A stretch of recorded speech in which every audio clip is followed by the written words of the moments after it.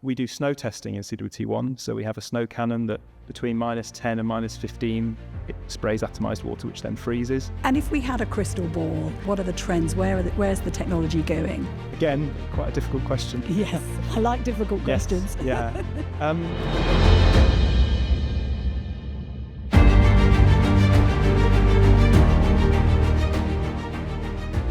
Hello, and welcome to Ingenuity, the podcast series from HORIBA MIRA, where we go behind the scenes of next-generation vehicle development.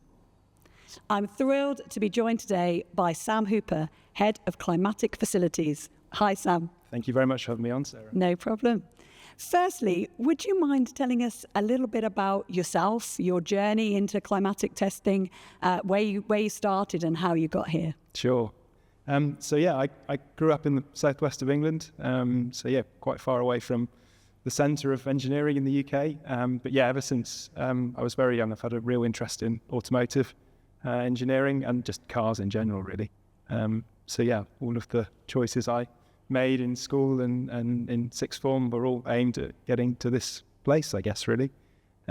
Studied further maths, physics and chemistry at A-level, which in hindsight was probably a bit of a mistake.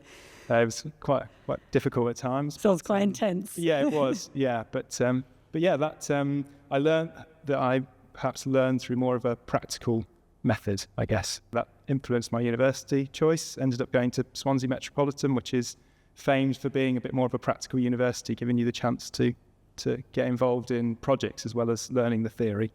Did a 3-year Bachelor's of Motorsport Engineering there. Finished there with a 2-1 and ended up applying for lots of different graduate schemes and managed to get into this one, which I think there were about 1,000 applicants actually at the time and Wow. only 7 places. So it was a bit daunting, but managed to be fortunate enough to get picked.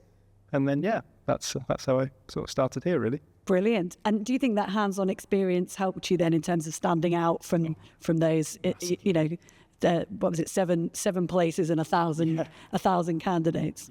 Definitely. I think it was all about setting myself apart, really. So having that practical skill set, and it helps me every day now working with I manage a group of 13 engineers and technicians. So understanding their challenges and the struggles they face, it's much easier if I've got an appreciation for the sort of work they're doing.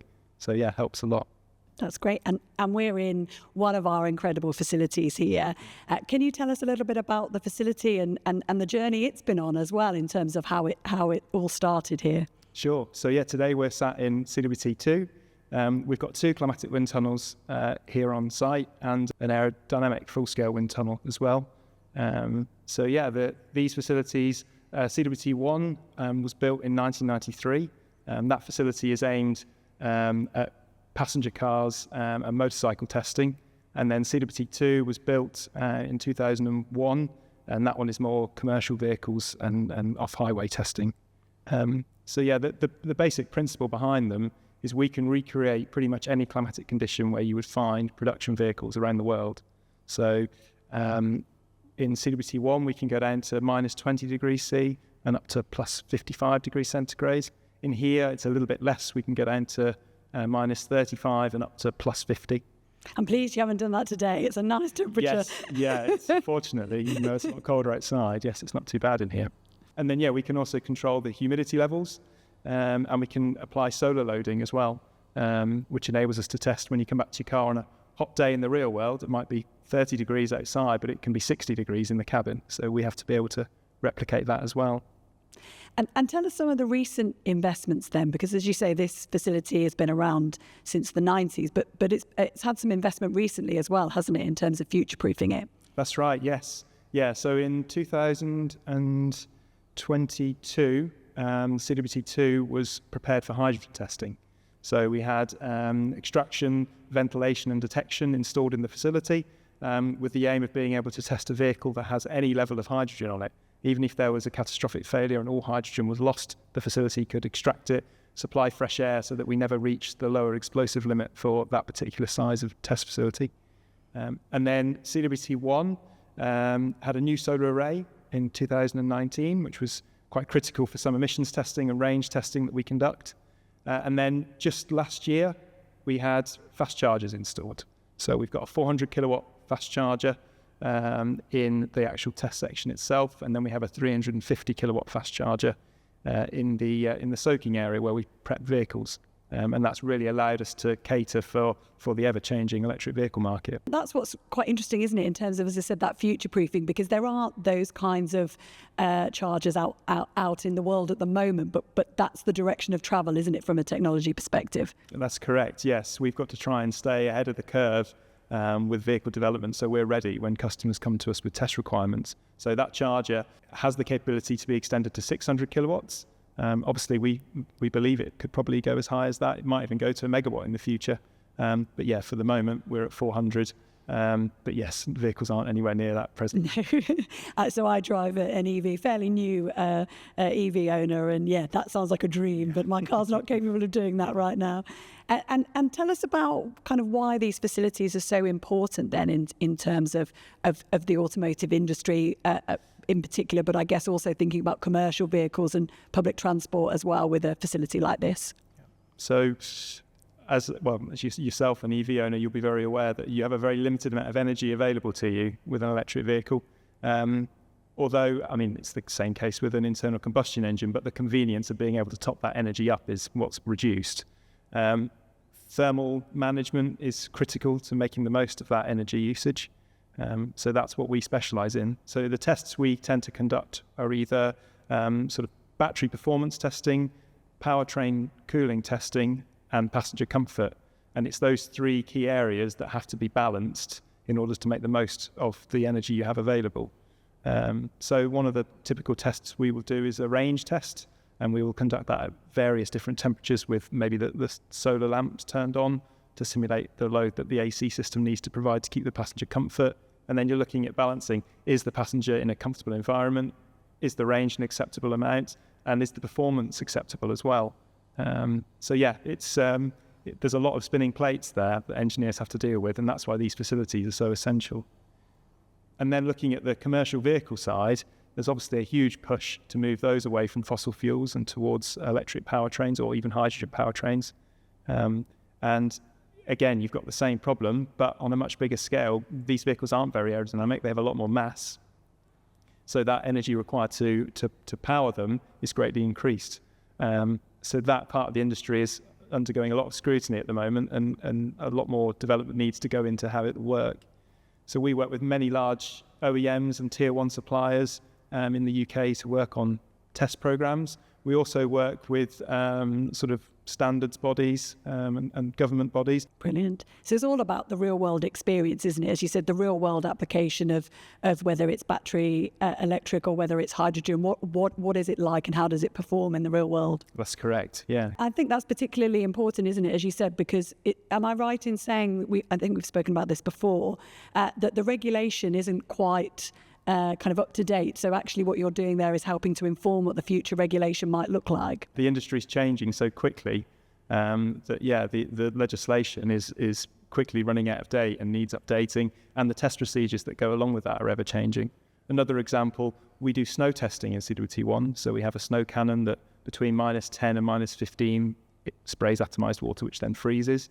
That test used to be designed for looking at how the air intake blocks on a vehicle, but that's no longer required on an electric vehicle. However, that test is still very useful with all of the ADAS sensors on the front of a vehicle. You can't have them blocked with snow because that'll affect how the driver aids work, which again are becoming a key part of legislation. So that test has now been completely changed, led by us and an OEM, to still be very useful and still very relevant in vehicle design. That's really interesting. I'd not thought about that. So actually, not just the zero emission vehicle changes, technological change, but also the increasing use of, as you say, ADAS autonomous technologies in terms of driving assistance. That actually that's another key important thing to be testing. Yes. Very interesting. I mean, I love this facility, Sam, as you know. I love to bring people here to visit it. What's the most exciting thing that you've worked on here? Well, that's a difficult question. Lots of exciting things. We get the variety of different vehicles we get into these facilities is really fascinating, actually. So yeah, and we don't only do automotive and engineering work. We've also done, television work in here as well.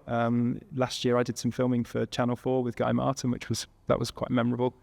In terms of cars, as you probably guessed from my degree, I'm a bit motorsport fan, so anything that's motorsport related is always fascinating. We had a project a few years ago for Mercedes, trying to put the powertrain from their Formula One car into a hypercar. So that was fascinating to do the development with those guys. That was a real challenge for them, and to see them succeed was really quite special.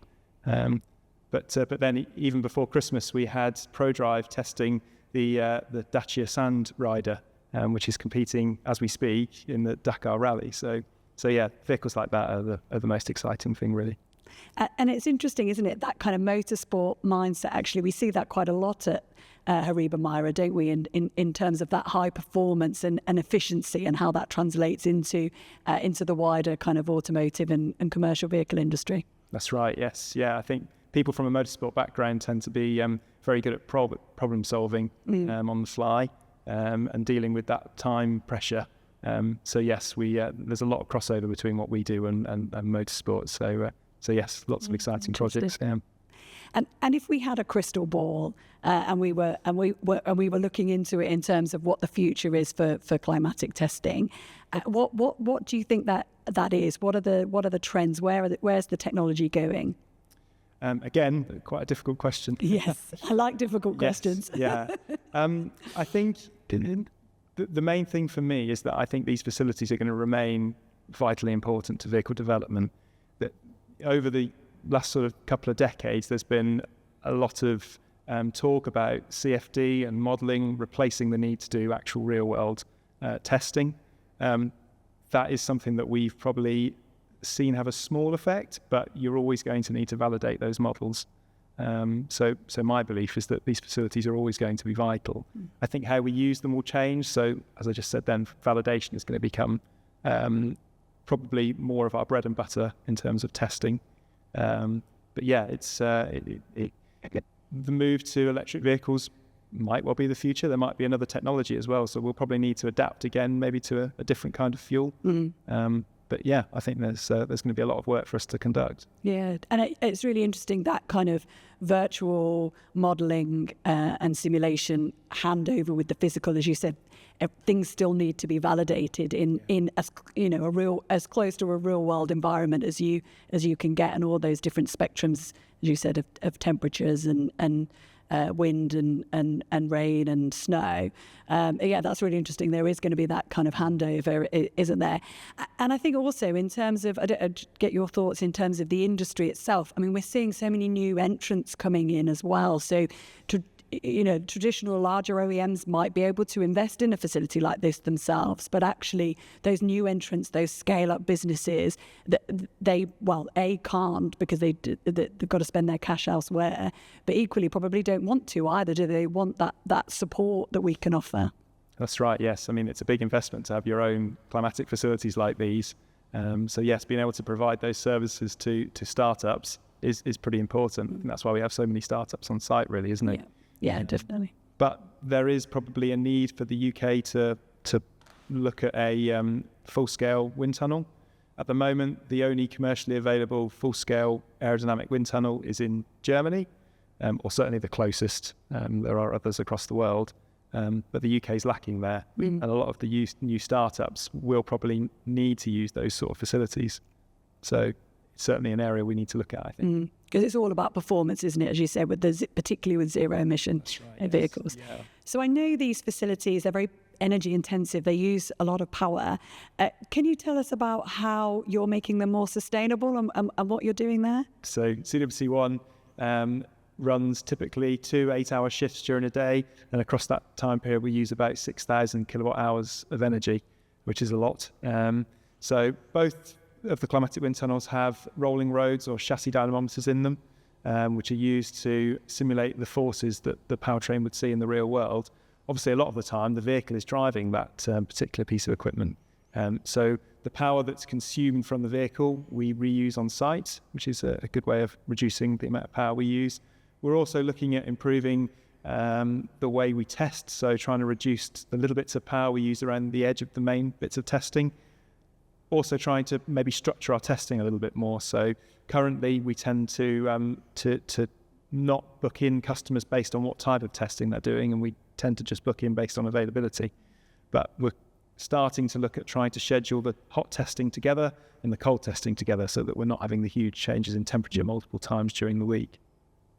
No, that's brilliant. And I think what I'm always really impressed with is not only are these facilities supporting zero emission vehicle development, so, supporting the environment and the journey to net zero in that way, but also things like this in the operational way of running them, also reducing energy and reusing and making them more sustainable as well. So that I'm always really impressed by that.